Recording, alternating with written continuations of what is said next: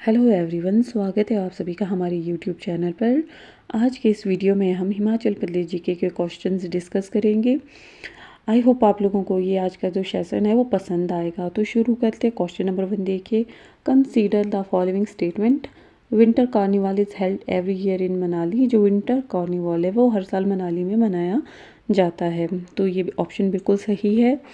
तो ये जो मनाली आपके कहाँ है, डिस्ट्रिक्ट कुल्लू में। विंटर जो कार्निवाल है इसका जो गोल्स है वो है promote local culture, show case the culture heritage of Himachal Pradesh and bring together native and tourist. और सेकंड आपके पास है ज्वालामुखी fair is held twice in a year. जो ज्वालामुखी मेला है वो वर्ष में 2 बार आपके सेलिब्रेट किया जाता है। तो हाँ जी, ये आपके वर्ष में 2 बार लगता है। ये आपके चैत्र के नवरात्रे जो मार्च अप्रैल में आते हैं, और आपके ये आश्विन के नवरात्रे जो कि सितंबर और अक्टूबर में आते हैं, तब सेलिब्रेट किया जाता है आपका ज्वालामुखी फेयर, जो आपके कहाँ पर है, कांगड़ा में। फिर नेक्स्ट आपसे पूछ रहा है कि द वर्ल्ड लवी मीन्स वो। तो ये जो स्टेटमेंट है आपके पास, ये स्टेटमेंट आपके पास रॉन्ग है। तो जो लवी मेला है वो ये मेनली आपके ट्रेड और कमर्शियल फेयर है, और इसको रामपुर में शुरू किया था केहरी सिंह ने, और उन्होंने इसको 1683 में शुरू किया था। तो आपके पास ऑप्शन 1 एंड जो 2 है, ऑप्शन ए, ये आपके पास इसमें राइट है। फिर अगला क्वेश्चन देखते हैं। Which temple is believed to be constructed by the two merchant Ahuka and Maniyuka. निम्न में से किस मंदिर का जो निर्माण है आहूक और मनियुक के द्वारा किया गया है। तो इन दोनों ने मिलके किया है। ऑप्शन डी, बैजनाथ जो मंदिर है उसका निर्माण इन दोनों के द्वारा किया गया है। कब किया गया? 1204 ईस्वी में। और कहाँ पर है ये? आपके कांगड़ा में। ये जो मंदिर है आपके भगवान शिव को समर्पित है। यहाँ ऑप्शन में आपके पास देखिए चामुंडा टेम्पल भी है, ये कहाँ है? आपके कांगड़ा में। और आपका मसरूर टेम्पल, ये भी आपके कांगड़ा में है। इसको कहा जाता है आपके एलोरा ऑफ हिमाचल। और आपका जो त्रिलोकीनाथ मंदिर है ये आपके कहाँ पर है? तो ये है आपके लाहौल स्पीति के उदयपुर में। तो ये क्वेश्चन हो गया। फिर हम नेक्स्ट देखते हैं। Which of the following hydro electric project is not constructed across Sutlej river. तो इनमें से कौन सा हाइड्रो इलेक्ट्रिक प्रोजेक्ट है जो सतलुज जो रिवर है उस पर नहीं बन रहा है? तो ऑप्शन ए देखिए, कोल डैम। तो जो कोल डैम है आपका, ये तो आपका रिवर सतलुज पर है, और ये कहाँ है? आपके बिलासपुर में है, और ये आपके है 1000 मेगावाट का इसको एग्जीक्यूट कर रहा है एनटीपीसी। और इसमें स्टेट गवर्नमेंट है हमारी, उसकी जो हेल्प कर रहा है वो रूस कर रहा है। फिर आपके पास नाथवा झाकड़ी है, तो नाथवा झाकड़ी भी आपके रिवर सतलुज पर है, और ये आपके किन्नौर डिस्ट्रिक्ट में है। ये आपके 1500 मेगावाट का है, और ये सेंट्रल और स्टेट की जो एक संयुक्त परियोजना है, और SJVNL द्वारा इसको चलाया जा रहा है। इसमें जो आपका वर्ल्ड बैंक है वो भी हेल्प कर रहा है। फिर आपके पास आता है ऑप्शन सी, बैरा सियूल। तो जो ये बैरा सियूल है ये इसमें रॉन्ग होगा, क्योंकि ये आपके सतलुज पे नहीं, ये आपके रावी रिवर पर है। और ये आपके कहाँ पर है? बैरा सियूल डिस्ट्रिक्ट चंबा में। और ये कितने मेगावाट का है? 180 मेगावाट का, और इसको NHPC एग्जीक्यूट कर रही है। और ये जो आपका बैरासूल ये जो परियोजना, ये आपकी कब इसका निर्माण हुआ? तो 1981 में।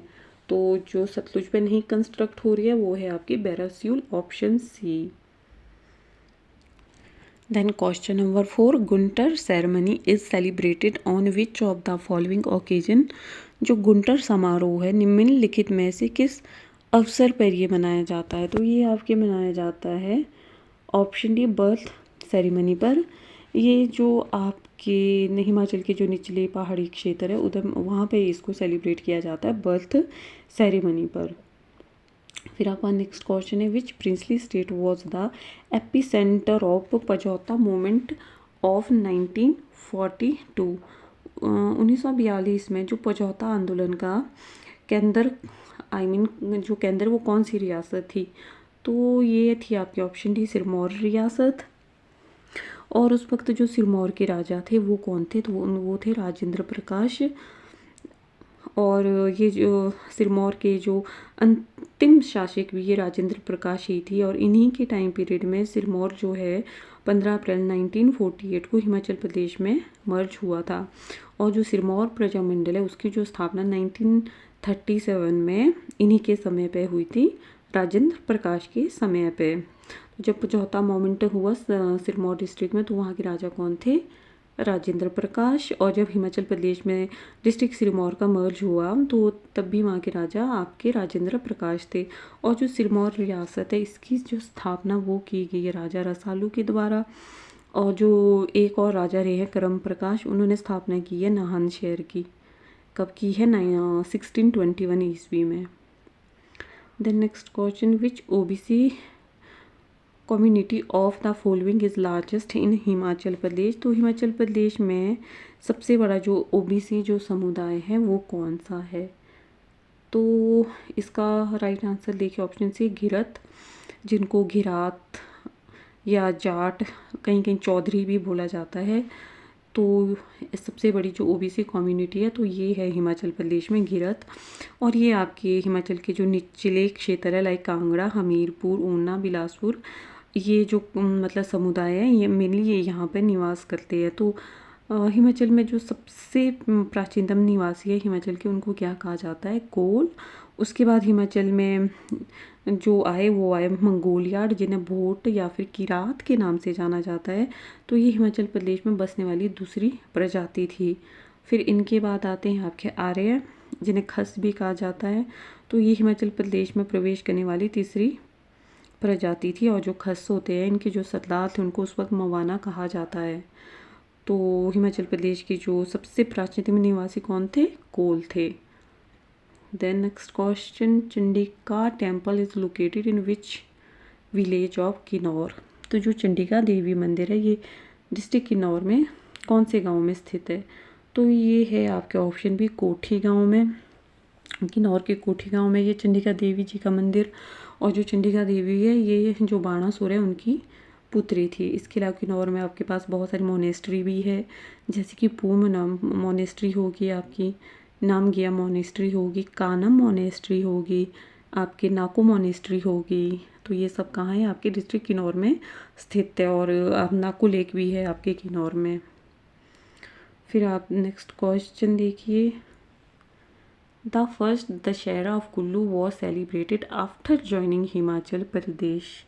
तो हिमाचल प्रदेश में सम्मिलित होने के बाद कुल्लू का जो पहला दशहरा वो कब मनाया गया था? तो ये मनाया गया था आपको ऑप्शन सी 1967 में। कुल्लू जो हिमाचल प्रदेश में मर्ज हुआ था 1966 में। और उसके बाद पहली बार इसको मनाया गया था 1967 में। और जो कुल्लू के राजा थे जगत सिंह, उनके द्वारा 1660 ईस्वी में सबसे पहले कुल्लू का दशहरा जो मनाया गया था भगवान जो रघुनाथ जी की याद में, ये जो दशहरा है ये वहाँ पर कुल्लू के ढालपुर मैदान पर मनाया जाता है। और जो रघुनाथ जी की जो मूर्ति थी उसको अयोध्या से कौन लेकर आए थे? तो वो उनका नाम था दामोदर दास। और जो कुल्लू दशहरा है आपके, ये इंटरनेशनल लेवल का फेयर है और ये कुल्लू में 7 दिनों तक चलता है। तो जो आपकी कुल्लू रियासत है इसकी जो स्थापना वो की गई थी विहंग मणिपाल के द्वारा। इसके अलावा कुल्लू में और भी जैसे मंदिर है कुल्लू के अंदर, हिडिंबा देवी मंदिर है जो कि मनाली में है। और निरमंड में परशुराम मंदिर है। और जो निरमंड है इसको कुल्लू का छोटा काशी भी कहा जाता है। और आप कुल्लू के बजौरा में आपके महिषासुर मर्दिनी और विश्वेश्वर महादेव का जो मंदिर है वो स्थित है। तो हिमाचल प्रदेश में मर्ज होने के बाद जो कुल्लू का जो पहला दशहरा वो आपके मनाया गया था 1967 में। और कुल्लू जो है हिमाचल प्रदेश में कब मर्ज हुआ था? तो 1966 में। तो ये क्वेश्चन आपके यहाँ से रिवाइज हो गए। फिर क्वेश्चन नंबर 9 देखिए, who was considered as the patron of arts and Kangra painting? किन्हें कला और कांगड़ा जो चित्रकला है उसका संरक्षक माना जाता है? तो ये माना जाता है ऑप्शन ए राजा संसार चंद को, जिन्हें आपके कांगड़ा चित्रकला का संरक्षक माना जाता है। उनके शासनकाल में जो कांगड़ा चित्रकला का स्वर्ण युग कहा जाता है। इन्होंने जो गुलेर के कलाकारों को अपने दरबार में बुलाया। कांगड़ा चित्रकला के जो प्रमुख केंद्र थे तो वो थे आपके गुलेर, बसौली, चंबा, नूरपुर हो गया आपका, कांगड़ा हो गया, बिलासपुर। और जो कांगड़ा शैली के जन्मदाता तो वो है गुलेर की कलम। हिमाचल में कांगड़ा जो शैली है वो कौन से वंशज की देन है? तो ये सेऊ वंशज की देन है। सेऊ हो गया, फिर उसका पुत्र मनकू हो गया और नैनसुख हो गया, ये सारे गुलेर के प्रसिद्ध कलाकार थे। कांगड़ा शैली में आपके गीत गोविंद हो गया, बारामासा हो गया, सतसई, रामायण हो गया और आपके भगवत गीता, ये जैसे जो विषय है उनका रेखांकन किया गया है। और जो कांगड़ा शैली के जो चित्र है इनकी सबसे पहले जो इनकी खोज की थी वो किसने की थी? वो की थी मेटकॉफ ने। तो जो कांगड़ा जो चित्रकला है इसका जो स्वर्ण युग राजा संसाचन के टाइम पर था और आपके कांगड़ा चित्रकला को गुलेर कला के नाम से भी जाना जाता है। Then next question number 10, what was the objective of MNREGA? तो Mahatma Gandhi national rural employment guarantee योजना, इसका जो मेन ऑब्जेक्टिव था वो था option B, to provide 100 days of employment in rural area. Rural जो एरिया उनमें 100 दिन का रोज़गार प्रदान करना, ये इसका मेन ऑब्जेक्टिव था। और ये आपका जो एक्ट बना था 2005 में, और ये जो आपकी स्कीम है मनरेगा ये आपकी लॉन्च हुई थी 2 फेब 2006 में, 2006 में ये लॉन्च हुई थी। और जो ये एम्प्लॉयमेंट स्कीम है इसको पहले किस नाम से जाना जाता था? नरेगा के नाम से जाना जाता था। नरेगा जिसका फुल फॉर्म है आपका national rural employment guarantee act. और फिर 2 अक्टूबर 2009 को इसका नाम बदलकर Mahatma Gandhi national rural employment guarantee, इसका जो ये नाम इसका रखा गया मनरेगा।